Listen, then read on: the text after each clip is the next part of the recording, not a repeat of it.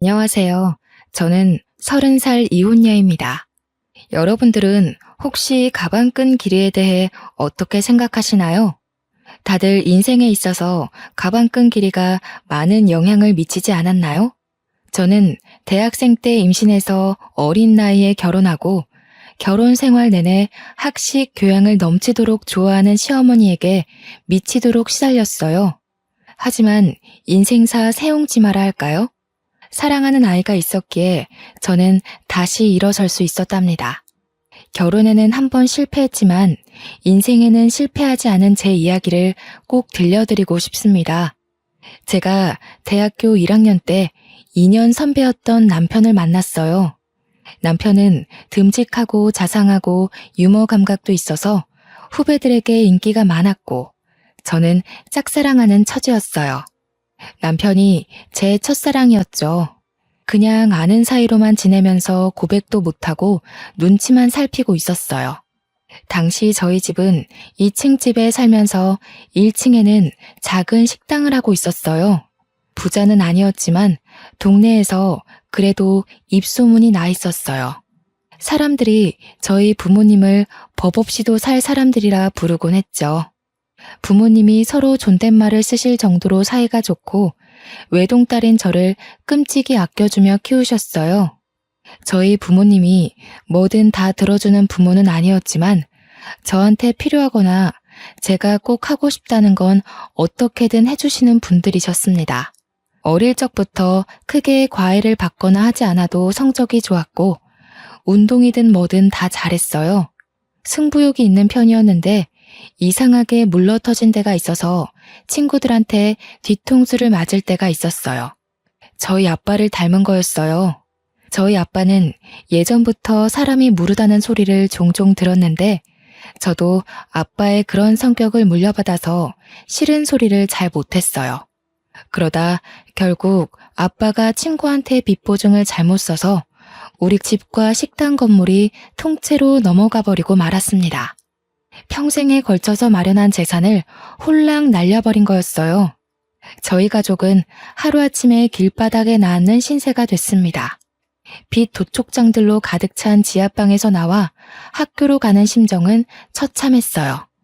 엄마는 남의 집 일을 하며 마음고생을 하느라 하루가 다르게 얼굴이 상하고 손이 거칠어지는 게 보일 정도였고 아빠는 집에 잘 들어오질 않아 만날 수도 없었습니다. 여태껏 열심히 살아온 두 분이 스스로에 대한 믿음을 잃고 모든 걸 포기할까봐 그게 제일 무서웠던 것 같아요. 친구들은 축제다 뭐다 밝고 행복하기만 한데 제 주위에만 회색 구름이 짙게 드리워 있는 것 같았어요. 수업에도 집중이 안 되고 내가 지금 뭘 하고 있는 건가, 뭘 해야 하는 건가 생각만 들더군요. 그러다가 어느 날은 학생회관 앞 자판기 앞에서 저도 모르게 쪼그리고 앉아서 무릎에 얼굴을 묻고 있었어요. 그때 누가 제 이름을 부르더군요. 고개를 들어보니 제가 좋아하던 선배가 거기 있었어요.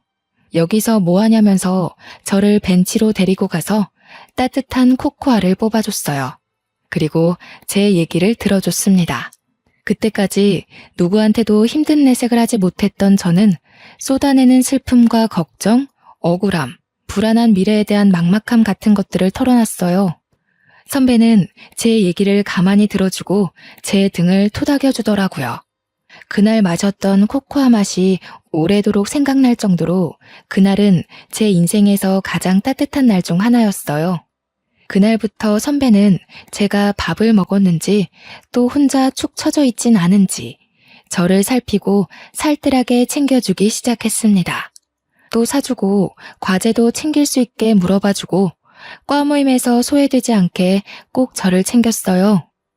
나중에 보니까 남편은 그렇게 누가 됐든지 간에 다른 사람이 힘들어하는 걸 그냥 지나치지 못하는 성격이었더라고요.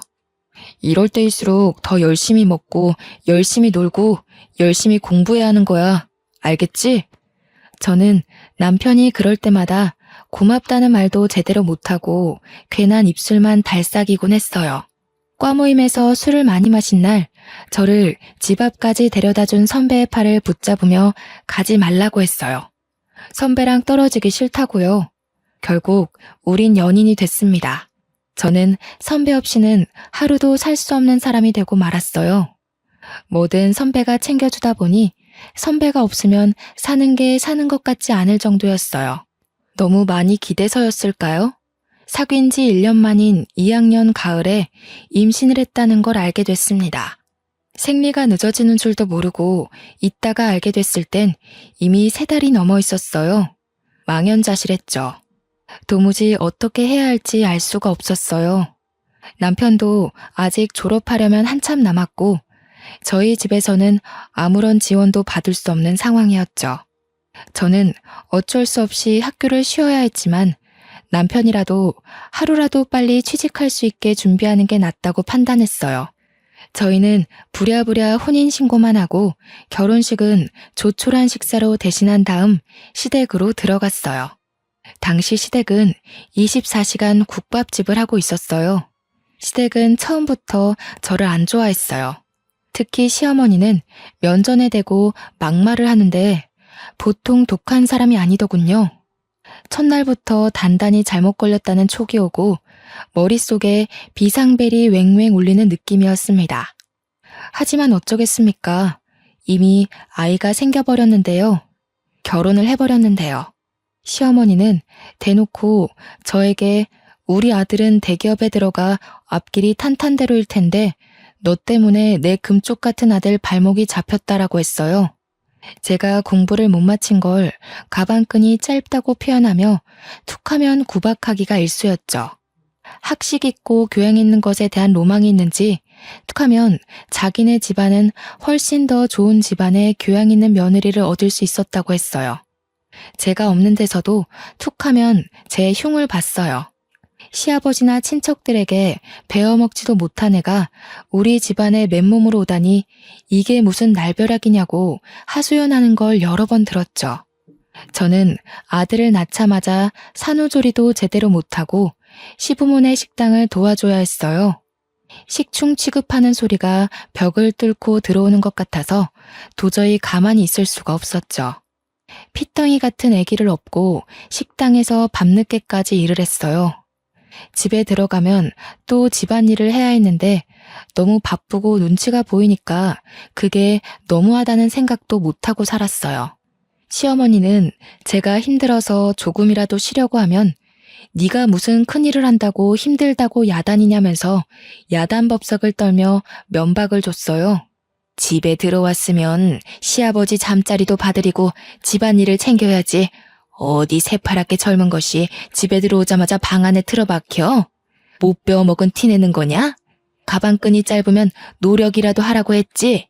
어머니, 저 하루 종일 일하고 오늘 지훈이 아파서 병원에 뛰어갔다 왔잖아요. 저도 지금 열이 나고 몸에 기운이 하나도 없어요. 조금만 누워있다 할게요. 으이그, 그러게. 저렇게 복 없이 생긴 애들은 꼭 생긴 대로 논다니까. 그러게. 저렇게 복 없는 애가 우리 아들 발목을 잡게 내버려뒀으니 원. 손주 새끼 봐서 참지. 애미라고 있는 게 없는 집에서 못 배워먹어 교양 없는 티를 팍팍 내니 애까지 닮을까봐 걱정이다. 걱정.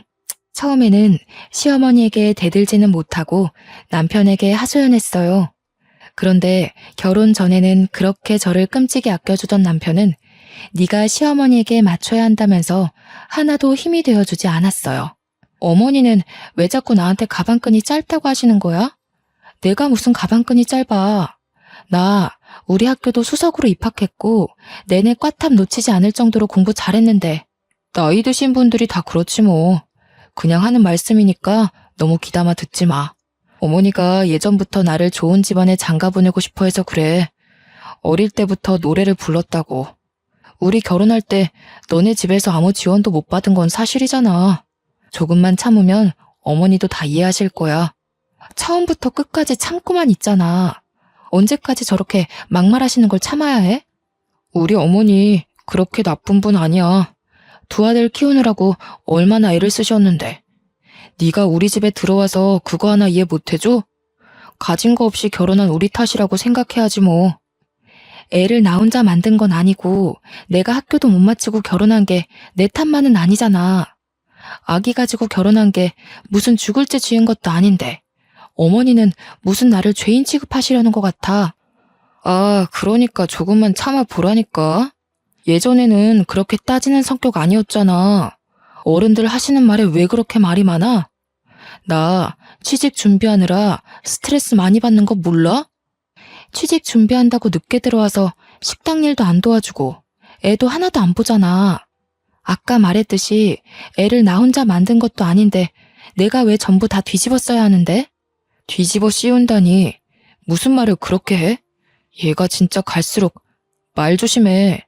내가 나 혼자 편하자고 이 고생하는 거야? 다 너랑 우리 지훈이 데리고 잘 살아보려 그러는 거잖아. 안 그래도 힘든데 왜 너까지 찡찡거려? 취업 준비 때문에 힘들어 죽겠는데 여기서 뭘 어떻게 하라는 거야? 그래도 그때까지는 남편을 사랑했기 때문에 어떻게든 이해해보려고 했어요. 자기 어머니를 끔찍이 생각하는 효자라서 고생하는 어머니 심기를 거스르지 않으려 한다고 알아서 남편을 헤아려주고 노력했죠. 생각해보면 정말 바보 같은 짓이었어요. 나중에 알고 보니까 제 힘든 건 귓등으로 듣던 남편은 취업 스터디 모임에서 여기저기 온갖 오지랖을 부리고 있었더라고요. 힘든 애들 고민 상담해준답시고 돌아다니고 발벗고 뛰어다니며 해결사 노릇을 하고 있었죠. 저는 과 친구들과 연락이 다 끊겨서 몰랐다가 나중에야 그 사실을 알게 됐어요. 그래도 밖에서 이 사람 저 사람 비 맞춰주고 다닌 보람이 있었는지 남편은 진짜로 대기업에 취직을 했어요. 제 동기들이 취직 준비를 하고 좋은 데 취직하는 동안 저는 뒤처지는 느낌을 받곤 했어요. 동기들이 좋은 데 놀러가서 찍은 사진을 SNS에 올린 걸 보면 어쩐지 마음 한구석이 휑해지는 느낌을 받곤 했죠. 점점 사회인으로서 제자리를 찾아가는 동기들에 비해 제 모습이 초라해서 동기들이 연락해도 잘 받지 못했어요. 그래도 아이 키우는 재미가 있었고 예쁜 아이가 있다는 것에 만족하려 했어요. 아이가 말을 하고 걷고 하루가 다르게 자라는 걸 보면 또 하루를 살아낼 힘이 생기곤 했습니다. 지금 생각하면 저는 어릴 때부터 커리어 우먼이 꿈이었는데 왜 그런 소박한 현실에 만족하고 구박대기 노릇을 감내했는지 알 수가 없어요. 상황에 적응하는 것도 좋지만 자기 가치를 스스로 낮추는 행동을 하면 안 된다는 걸 지금은 깨닫게 됐습니다. 그러다 애가 3살이 되던 해에 남편 형이 뒤늦게 결혼한다고 신부감을 데려왔어요. 그 집은 큰아들을 어떻게든 판검사 만들려고 애를 써왔더군요. 사자 들어가는 걸 워낙 좋아하는 집이니까요. 아주버님은 사법고시 폐지되고 로스쿨 준비로 몇 년을 또 허송세월하다가 30이 훌쩍 넘겼죠. 그래도 연줄이 있어서 30 중반에 대형 로펌 경영지원실에 취직을 했어요. 무슨 재주가 있었는지 결혼하겠다고 데려온 여자가 대학 교수라는 거였어요. 듣고 보니 교수는 아니고 어느 지방 대학 강사였죠. 그래도 젊은 여자가 박사학위까지 있는 데다 대학에서 강의까지 한다니 교양 학식 좋아하는 시어머니 입이 다 찢어졌습니다. 며느리가 될 사람 직업뿐 아니라 집안도 금융정보회사를 소유하고 있는 엄청난 부자라고 그렇게 좋아하는 거였죠. 예비 형님이 강의한다는 대학이나 그 집안이 운영한다는 금융회사나 저는 들어본 적도 없는 데였지만 그게 무슨 상관이겠습니까? 그렇게 돈돈거리는 집안이니 아주버님이 그런 집안 여자랑 결혼하는 게 어떻게 보면 당연한 일이었죠. 그 집안은 처음부터 돈을 아주 물쓰듯 쓰더군요. 한 번은 형님이 그냥 우리 집에 다녀왔는데 시어머니가 지나가는 말로 김치 냉장고가 오래됐다고 한 적이 있어요. 그랬더니 다음 날로 새 김치 냉장고가 배달되는 게 아니겠어요? 부자는 다르긴 다르구나 하면서도 참 씁쓸하더라고요. 그놈의 돈이 뭔지. 시어머니는 대놓고 큰 며느리만 보면 뭐가 필요하다, 뭘 새로 사야 한다고 늘어놓았어요. 그리고 큰 며느리의 씀씀이에 비교해 저를 더욱 가차없이 깎아내렸습니다. 역시 대학에서 강의하는 사람은 다르다니까. 우리 큰며느리는 하고 다니는 것부터 말투까지 어쩜 저렇게 귀티가 나는지. 이번에 큰애가 바꿔준 소파가 이게 글쎄 이태리제 가죽이래요. 우리 큰아들이 판검사는 못됐어도 와이프 복은 있지 뭐냐. 내가 큰며느리만 보면 콧노래가 절로 나온다니까. 어머니 얼굴이 요즘 활짝 피셨네요. 그에 비해 작은 아들은 에휴, 도대체 좋은 대학 보내서 좋은 데 취직시키면 뭐하냐? 저런 여자랑 사는데. 죽 써서 개 줬지 뭐. 너 이태리제 가죽 만져봤어? 네 형님 덕에 여기 앉아볼 수 있는 걸 행운으로 생각해라. 저는 거기 앉을 시간도 없어요. 큰애는 이렇게 집안에 도움이 되는데 너는 도대체가 집에서 하는 게 뭐냐? 시집 올 때 땡전 한 푼 없이 왔으면서 제대로 하는 것도 하나도 없고 가방끈이 짧아서 그런가 염치 없는 것도 집안 내력인지. 애 키우는 게 힘들잖아요. 동서도 열심히 하는데 너무 그러지 마세요. 애 키우는 게 무슨 유세 부릴 일이야? 지가 열심히 하는 게 뭐가 있어. 요리를 잘해? 그렇다고 돈을 잘 벌어와. 아니면 뭐 교양이 있어서 애를 영재로 키워? 그러면서 맨날 힘들다. 우리 때는 애 키우면서 밭도 갈고 집안 어른들까지 모셨어. 엄살 부리지 말라 이거야. 그게 다 가방끈 짧은 티를 내는 거라니까. 어머니, 제가 무슨 가방끈이 짧다 그러세요. 오빠랑 똑같은 대학에 제가 성적도 훨씬 더 잘 나왔는데. 성적 잘 나오면 뭐해? 네가 지금 그 잘난 성적 가지고 할 수 있는 게 뭐가 있어? 성적 잘 나와서 애를 잘 키워? 식당 일을 잘해서 장사가 잘 되게 해. 나가서 땡전 한 푼 벌어올 수 있어? 네 형님처럼 가서 대학생들을 가르칠 수 있어? 시어머니는 명절이나 집안 행사가 있을 때도 저한테만 일을 시켰어요. 큰며느리는 학생들 가르치느라 바쁘니까 집에 와서는 쉬어야 한다면서요. 형님 네애가 집에 올 때마다 한우며 명품이며 비싼 선물을 잔뜩 들고 오니까 아예 손님 취급을 하더군요. 저를 집안의 일꾼, 노예 취급하는 거랑은 완전히 반대였습니다. 시어머니는 큰며느리가 명절에 해외여행을 간다고 해도 흔쾌히 보내줬어요. 해외여행 다녀오면서 명품 선물을 사왔기 때문에 오히려 여행 가는 걸 반겨하는 눈치였어요. 하루 종일 식당에서 일하면서 애까지 보느라 음식 냄새 배고 김치 국물 묻은 옷을 입고 다니는 제 모습에 비해 형님은 명품으로 휘감고 다녔죠. 시어머니는 그걸 또 비교해서 저를 깔아뭉갰습니다. 너는 네 형님 좀 보고 배워라. 저 스카프 좀 한번 봐. 하기는 저렇게 우아한 거는 아무나 소화할 수도 없지. 너는 어떻게 된 애가 나이가 5살 많은 큰애보다 늙어 보이고 후줄근해하냐? 에그 젊은 애가. 너도 거울 좀 보고 좀 꾸미고 다니고 그래라. 남들 보기 창피하지도 않니? 우리 형우가 밖에 나가서 너 때문에 창피하면 어쩌려고. 채통이라는 것도 모르니? 하기는 품이라는 걸 배워본 적이 없을 테니. 어머니, 제가 꾸밀 시간이 어디 있어요? 하루가 36시간이라도 모자란 사람이 저예요. 그리고 저번에 제가 5만 원짜리 윗돌이 하나 사왔다고 며칠 동안 뭐라고 그러셨잖아요. 옷도 못 사고 미용실 갈 시간조차 없는데 제가 무슨 재주로 꾸미고 다녀요. 저라고 뭐 안 꾸미고 싶어서 안 꾸미는 줄 아세요? 친구들 예쁘게 하고 좋은 데 놀러 가는 거 보면 저라고 안 부러운 줄 아세요? 저 말하는 꼬락서니 하고는 어디다 대고 버르장머리 없이 말대답이야? 한시라도 못 배운 티를 안 내면 곧불이 나지. 그럴 때마다 분통이 터져서 견딜 수가 없었고 마음 같아선 다 뒤집어 엎고 싶었지만 어린 아들에게 안 좋은 영향이 갈 것 같아 매번 끝까지 가지는 못했어요. 결혼할 때 아무것도 못 들고 온 내 죄다 하고 생각하려고 했죠. 지금 생각하면 제가 참 순진하고 바보 같았죠. 그저 좋게 생각하려고 애를 쓰니 상황이 점점 더 악화되는 거였어요. 이미 도를 넘어섰던 시어머니의 막말은 더 심해져서 아이한테까지 미쳤어요.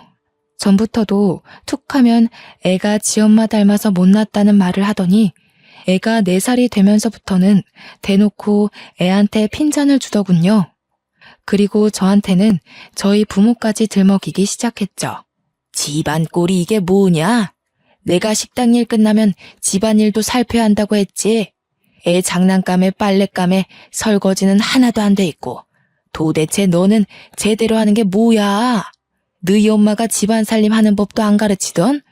하기는 쥐뿔도 없는 집안이 가르치면 뭘 가르치겠어? 빌어먹는 법이나 안 가르쳤으면 다행이지. 빌어먹다니요? 무슨 말씀을 그렇게 하세요? 아무리 그러셔도. 아니다. 빌어먹는 법을 가르쳐서 애가 이렇게 됐는지도 모르지. 지혜미 애비한테 배운 게 있어야 뭐 하나라도 똑바로 하지. 없는 집 애가 가방끈까지 짧으니 설상가상이지 뭐야.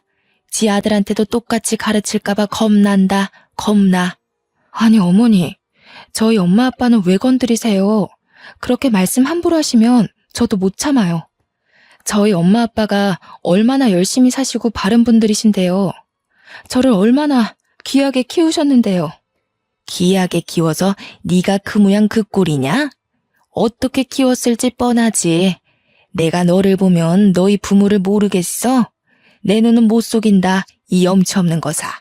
저희 엄마 아빠 주변에서 다 법 없이도 사실 분들이라고 하셨어요. 저희 엄마 아빠는 집안에서 함부로 큰 소리도 내지 않는 분들이세요.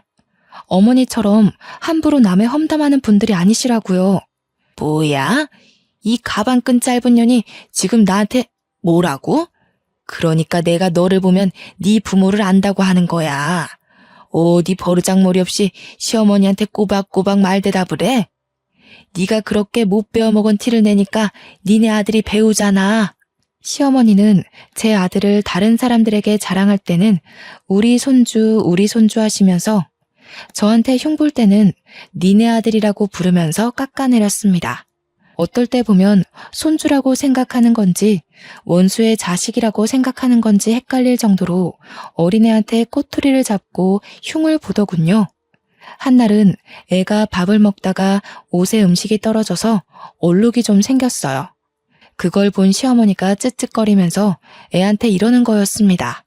에휴, 진짜 내가 저럴 줄 알았지. 지 엄마네 가족 닮아서 하는 짓이 어찌나 없어 보이는지. 지 엄마 닮아서 밥도 빈티나게 먹네. 그날 아이를 재우면서 많이 울었습니다. 잠든 아이를 쓰다듬고 또 쓰다듬었어요. 참아야 한다. 우리 지훈이를 위해 내가 못할 일이 뭐가 있겠나.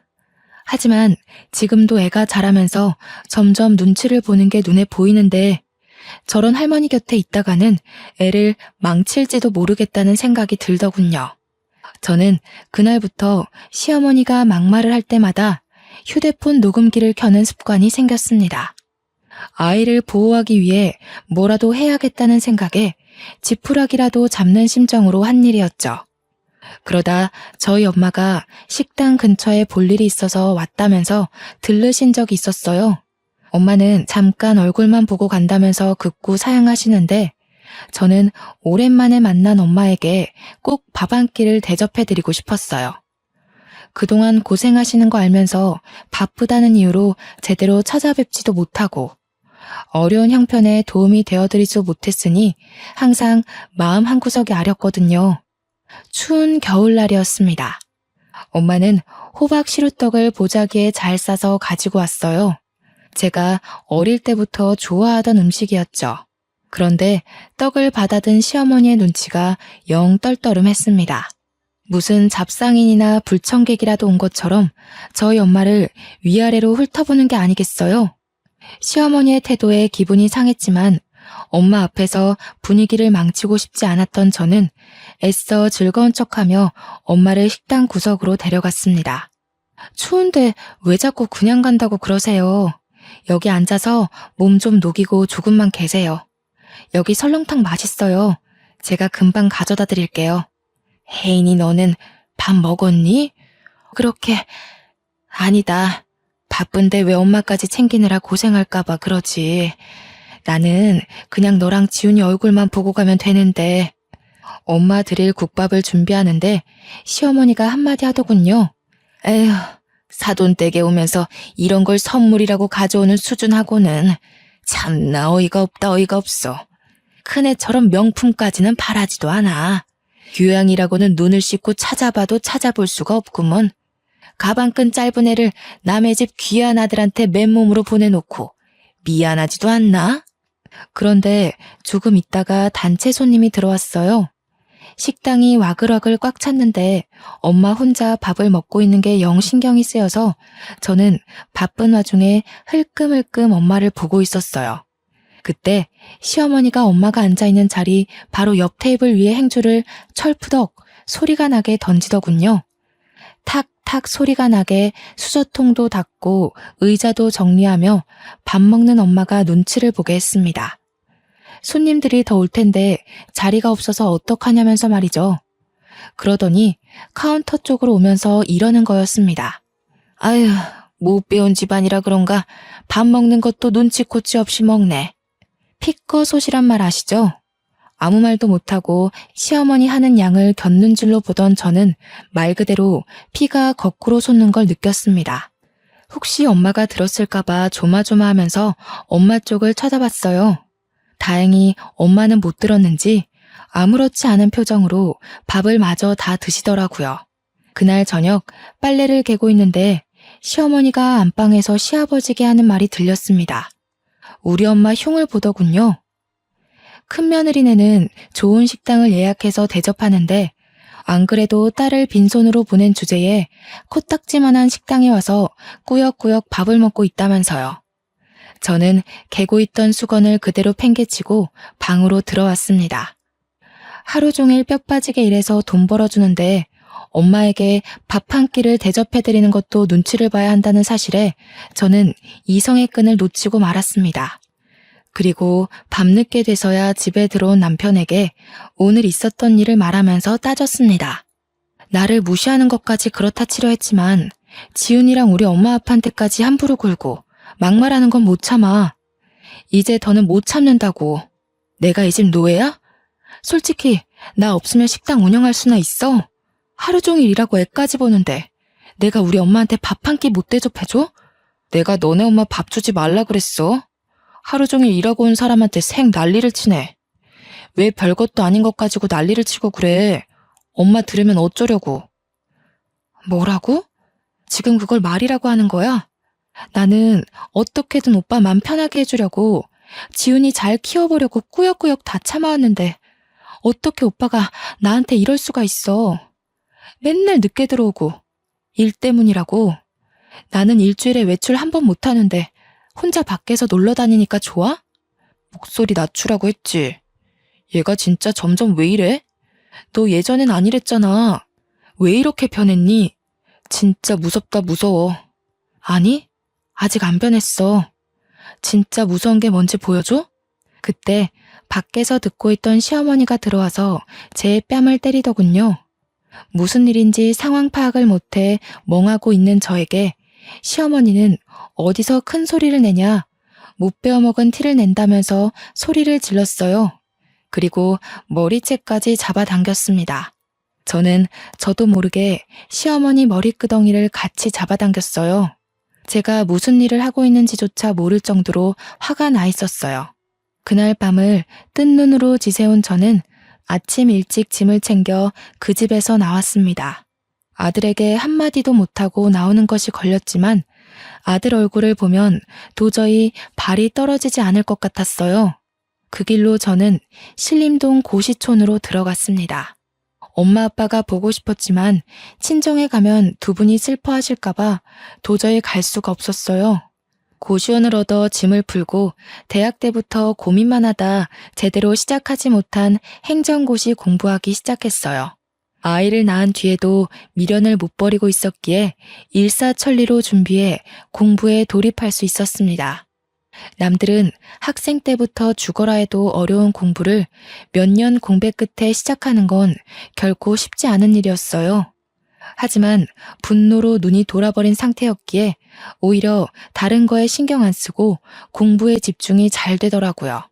그때가 저희 부모님이 어렵게 빚을 갚고 돈을 모아 신림동에서 작은 식당을 다시 열었을 때였어요. 식당이라고 하기도 뭐할 만큼 허름한 곳이었지만 두 분이 다시 힘내서 마련한 자리였죠. 한날은 제가 모의 시험 점수가 영 안 나와서 실망한 마음에 걸어 다니다가 저도 모르게 엄마 아빠 식당 쪽으로 걸어갔어요. 그전에는 혹시 눈에 뜨일까봐 그쪽으로는 가지도 않았거든요. 가게에 들어서자마자 엄마가 제 얼굴을 보시더니 저를 안고 막 우셨습니다. 저는 깜짝 놀랐어요. 엄마가 하는 말이 엄마 아빠가 못나서 네가 공부도 제대로 못 마치고 시댁에서 구박받고 산다는 거였어요. 저는 아니라고, 내가 악이 가져서 그런 거라고, 내가 실수해서 그런 건데 왜 엄마가 미안해 하냐면서 엄마랑 붙잡고 같이 울었어요. 그리고 그 집에서 나와 다시 공부 시작했다고 엄마에게 털어놨죠. 엄마는 깜짝 놀라더라고요. 그래도 그 집으로 다시 들어가라는 말은 절대 안 하셔요. 그날 저녁 고시원에 들어왔는데 아빠로부터 문자가 와 있었어요. 아빠가 미안한 게 참 많다고, 네 공부는 무슨 수를 써서라도 지원해 줄 테니까 아무 걱정하지 말고 공부에만 집중하라는 거였죠. 눈물이 핑 돌았어요. 열심히 사시다 그런 건데 엄마 아빠는 뭐가 그렇게 자꾸 미안하다고 그러시는 건지. 그리고 그런 생각이 들더라고요. 나도 열심히 하다가 그런 뿐이니까 나도 나를 탓하지 말자고요. 그리고 저는 무섭게 공부했습니다. 같이 공부한 애들이 뭐 먹으러 가자고 해도 저는 그 시간에 한 자라도 더 보려고 끼니를 대부분 김밥으로 때웠어요. 고시생들도 스트레스 푼다고 스터디원들끼리 술도 마시고 저희들끼리 친목도 다지고 그러거든요. 저는 도저히 그렇게 여유를 부릴 수가 없었어요. 집에서 절 찾고 있을 아들을 생각하면 1분 1초도 허투루 쓸 수가 없었죠. 집 나온 지 한 달쯤 지났을 때 남편에게 전화해서 아들을 보러 가겠다고 했어요. 그때까지 전화고 문자고 다 무시하다가 연락을 하니까 남편이 왜 집에 안 오냐며 생 난리를 치더군요. 저는 밖에서 아이를 만나 피자를 사주면서 엄마가 지금 사정이 있어서 너랑 같이 살 수가 없다고 조곤조곤 말해줬어요. 아들은 저를 보자 눈물을 흘리더라고요. 그 어린 것이 소리도 못 내고 우는데 얼마나 가슴이 아프던지요. 지훈아, 엄마가 미안해. 정말 미안해. 엄마가 정말 열심히 해서 꼭 성공해서 지훈이 데리러 올게. 알았지? 약속. 이해하기 힘들었을 텐데 착한 아들은 그래도 고개를 끄덕여줬습니다. 그 뒤로 2주에 한 번씩 주말에만 아들을 만났어요. 시어머니는 주기적으로 저에게 전화해서 애 버리고 나간 년이 무슨 염치로 애를 만나냐면서 소리를 질렀어요. 애가 너 닮아서 못 배운 티 나는 집만 골라서 한다느니, 애가 보면 볼수록 덜 떨어졌느니 하면서 아이 욕도 하고요. 애한테까지 인신공격하는 시어머니의 말을 저는 모조리 녹음해뒀습니다. 시어머니한테 구박받고 있을 아이를 생각하면 당장이라도 그 집에서 빼오고 싶었지만 지금으로선 내가 성공하는 것밖에는 방법이 없다는 걸 인정해야 했습니다. 정말 죽었다 생각하고 공부한 것 같아요. 그렇게 공부한 지 2년째 되던 해 결국 행정고시 재경직에 합격했습니다. 주변에서도 그렇게 빨리 합격하는 사람 처음 봤다면서 깜짝 놀라더군요. 공부를 늦게 시작했어도 빨리 합격했기 때문에 공무원으로 그렇게까지 늦은 나이가 아니었죠. 좋은 일이 하나 더 있었어요. 제가 공부한 지 1년쯤 지났을 때 아빠가 보증을 서줬던 친구가 돌아왔어요. 아빠의 절친이었던 그분은 자기를 늘 미안했다면서 사과를 하셨어요. 막혀있던 돈이 들어왔다며 아빠가 손해본 돈보다 더 많은 돈으로 갚아줬어요. 엄마 아빠는 그 허름한 건물에서 나와 훨씬 크고 좋은 건물에 돈가스 뷔페를 크게 열었습니다. 망하기 전보다도 훨씬 더 좋은 자리였고 장사도 잘 됐어요. 1년 만에 매출이 크게 올라서 제가 아들과 살기 위해 알아본 집 전세금도 엄마 아빠가 대주셨죠. 이제 임용만 기다리면 됐고 탄탄대로인 것 같았지만 한 가지 걱정거리가 있었어요. 시댁에서 아이를 순순히 내줄 리가 없었으니까요. 하지만 저는 무슨 일이 있어도 제 아들을 그 집에 그냥 두지 않으리라 다짐했고 사활을 걸기로 했습니다. 처음에는 남편을 만나 좋게 이야기를 풀어보려고 했습니다. 그런데 남편은 애 이야기는 안 하고 자꾸 딴소리만 하는 거였어요. 네가 이렇게 빨리 시험에 붙을지 누가 알았겠어. 내가 네 가치를 몰라봤던 것 같아. 그래도 네가 있을 때가 좋았어. 내가 너한테 참 잘 못해줬지. 지금 생각해보면 내가 좀 너무했던 것 같아. 우리 대학 때 참 좋았잖아. 둘이 같이 있으면 무서울 것도 없고 행복했는데. 그러면서 은근슬쩍 집에 안 돌아오냐고 저를 떠보더군요.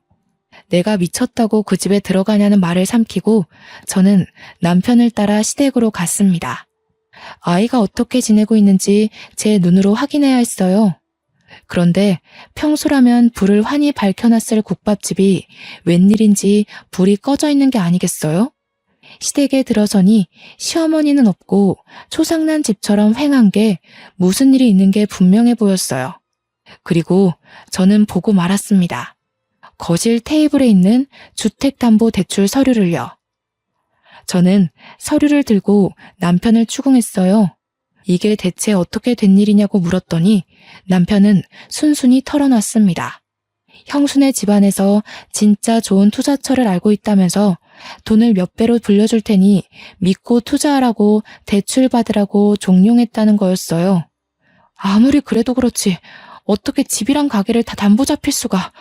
우리 집 망하는 거 보고도 그래? 집이 다 넘어가면 우리 지훈이는 어떻게 될지 생각 안 해? 이렇게 될 줄 알았나.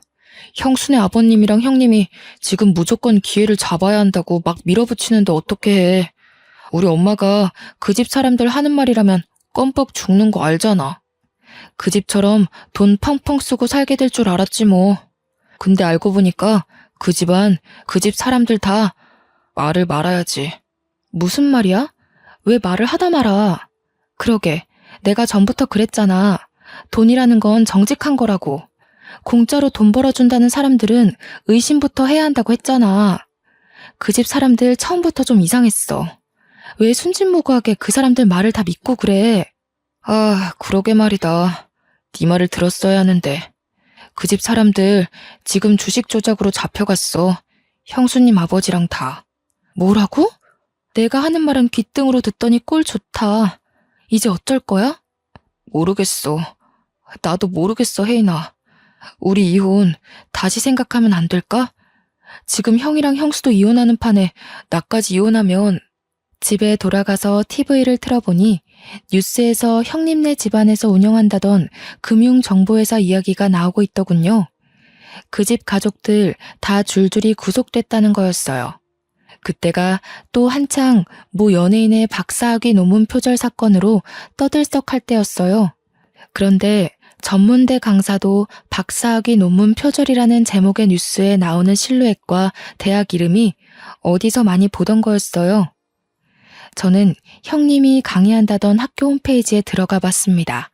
거기엔 디자인과 땡땡땡 강사 박사학위 취소건에 대해 사과드립니다. 라는 제목의 게시물이 맨 위에 올라와 있었죠. 형님의 박사학위 논문이 표절률 85%로 취소된 거였죠. 학위 논문뿐 아니라 석사 논문까지 표절한 거였더군요. 시댁이 그렇게 좋아하던 교양과 학식, 그리고 돈까지 모두 사기였던 것입니다. 저는 더욱이 빨리 아이를 데려와야 한다는 생각에 마음이 급해졌습니다. 얼마 뒤 소송 준비가 끝났을 때 시어머니가 저희 엄마 아빠 식당에 찾아왔습니다. 무슨 바람이 불었는지 사기꾼 며느리한테서 받은 명품 스카프를 두르고 와서는 가게를 구석구석 살피더군요. 제법이구만. 못 배운 집이 가게 좀 크게 내봤자지. 어디 밥이나 좀 내와봐라. 얼마나 잘하는지 보자. 저는 시어머니란 인간은 꼴도 보기 싫고 말도 섞기 싫었었지만 아이 문제를 해결해야 했기에 침착하게 대꾸했어요. 여기는 밥을 갖다 드리는 데가 아니라 직접 떠서 드시는 데예요. 조금 있다 올 테니 식사하고 계세요. 군뱅이도 구르는 재주가 있다더니 쟤까지 꽤 그래도 용 빼는 재주가 있었나 보지? 행정고시인지 뭔지 그거 합격하면 월급이 얼마나 되는지는 모르지만 말이다. 잘난 체 하지 말라 이거야. 애새끼 버리고 간 년이 잘 되면 얼마나 잘 되겠냐만. 내가 지은 일을 봐서라도 이제라도 용서를 빌면 용서해주마. 애한테는 그래도 엄마가 있어야지. 어머니한테 용서 빌릴 한 적 없어요. 이상한 소리 마시고 식사 안 하실 거면 나가세요. 저 말하는 꼬락서니 하고는. 네가 그러니까 본데 없는 년이라는 거야. 니까짓게 시험 좀 붙었다고 근본이 달라지는 줄 알아? 좋은 말로 할 때. 저는 시어머니 말을 무시하고 가버렸어요. 제가 변호사와 통화한 뒤 나가보니 홀이 난장판이 돼 있더군요. 시어머니가 밥을 안 떠준다면서 직원들에게 삿대질을 하고 머리채까지 잡은 거였어요. 정말 황당하기가 이를 데가 없었어요. 행패를 부리는 것도 정도가 있지. 시어머니는 그래도 분이 안 풀렸는지 고래고래 소리를 지르고 있었어요. 손님들은 물론 주방 직원들까지 나와서 미친 여자가 하는 꼴을 구경하고 있었죠. 아니, 어디서 서빙이나 하는 것들이. 밥을 가져오라면 가져올 것이지. 내가 너같이 천한 것들한테까지 무시당할 줄 알아? 당장 무릎 꿇고 사과해. 사과 안 해? 저는 주방으로 들어가 양동이에 물을 받아가지고 나왔습니다. 그때까지도 소리를 지르고 있는 시어머니에게 다가가 물을 냅다 뿌려버렸어요. 시어머니는 물에 빠진 생쥐꼴이 되어서도 악을 바락바락 쓰는데 진짜 악기가 따로 없더군요. 가방끈 짧은 년이 내 아들한테 들러붙을 때부터 알아봤어야 했어. 우리 집안 말아먹은 것까지 모자라서 나를 무시해? 어휴 분해. 내가 오늘 이 집안 아작 내버리지 그냥 갈 줄 알아? 교양 그렇게 좋아하시더니 사기꾼 집안한테 당하고도 아직도 정신 못 차리셨어요? 어디서 뺨 맞고 여기 와서 화풀이세요. 사과는 어머니가 저희 직원들한테 하셔야죠. 진짜 교양 없이 왜 이러세요? 그리고 제가 여태 알면서도 가만히 있었는데 가방끈 짧은 건 어머니 아니에요? 중학교 때 퇴학당해서 초졸이시라면서요. 학벌 콤플렉스 때문에 교양 하시는 걸 알겠는데 사기꾼은 조심하셔야죠. 뭐야? 인연이. 시어머니가 저한테 달려들어 머리채를 잡으려 할 때 저희 아빠가 중간에 끼어 시어머니를 밀쳐버렸어요. 이 여자가 진짜 미쳤나? 남의 집 귀한 딸한테 감히 뭐가 어쩌고 어째? 어디서 무식하게 남의 집 영업장에서 소리를 지르고 남의 귀한 식구들한테 행패를 부려? 우리는 직원들도 다 우리 식구들이야. 이러고도 무사할 줄 알아? 당장 꺼져. 꺼지지 못해? 영업방해로 손해본 거 다 청구할 줄 알아. 그리고는 경찰이 와서 시어머니를 끌어냈습니다. 저는 더 이상 시댁 식구들과 말로 해결하려 해서는 안 된다는 걸 깨달았어요. 바로 이혼 소송에 돌입했습니다. 얼마 뒤 대학 때 가장 친했던 과 동기에게 연락이 왔어요. 친구는 졸업 직후 유학을 갔다가 돌아와서 저에게 연락한 거였어요. 친구가 하는 말은 충격적이었습니다. 친구네 사촌 오빠가 제 남편과 같은 회사에 다녀서 들었는데 남편이 같은 부서 유부녀와 정분이 나서 회사에서 쫓겨났다는 거였어요. 그 여자 남편이 회사에 찾아와서 난동을 부리는 바람에 임원 회의까지 소집되고 결국 회사에서 권고사직 시키기로 했다는 거였습니다. 들어보니 남편은 또 고민 상담 해준답시고 그 여자와 가까워졌다는군요. 이렇게 오지랖을 넓게 쓰더니 결국 제 발등을 찍은 거였죠. 이제는 화도 안 나더라고요. 솔직히 속이 시원했습니다. 시어머니가 저를 그렇게 괴롭히고 하대해도 강 건너 불구경이더니 꼴 좋다는 생각만 들고요. 그 뒤로 어떻게 됐냐고요? 시간이 걸리기는 했지만 소송을 통해 양육권을 가져왔습니다. 남편이 직업이 없는 데다 시어머니가 애를 정서적으로 학대한 정황이 명확했기 때문에 어렵지 않게 양육권을 가져올 수 있었어요. 그 인간이 빈털털이라 양육비는 얼마 못 받았지만 제가 그 집 식당에서 하루 종일 일하며 재산 증식에 도움 준 것이 인정돼 위자료도 1억 가까이 받게 됐어요. 시댁이 돈을 잃은 건 제 탓이 아니니까요. 시댁 식구들은 남편은 물론 시아버지까지 저에게 전화해서 회유도 하고 화도 내며 돌아오라고 매달렸습니다. 제가 미쳤습니까? 콧방귀도 끼지 않았죠. 고생 끝에 낙이 온다는 게 이런 걸까요? 이제는 아들과 함께 알콩달콩 행복할 일만 남은 것 같습니다. 사랑이라 생각했던 게 저를 배신했고 결혼 생활은 저를 밑바닥으로 끌어내렸지만 저는 힘든 시간들을 통해 깨달음이라는 훨씬 더 큰 선물을 받았거든요. 지금까지 제 이야기를 들어주셔서 감사합니다. 마지막으로 여러분도 인생에 시련이 온다면 거기가 끝이라 생각하지 마시고 한 번 더 도전하셨으면 좋겠다는 말을 꼭 하고 싶어요. 시련이지 실패가 아니라는 말도 있잖아요. 추운 날씨에 감기 조심하시고 우리 인생 파이팅입니다.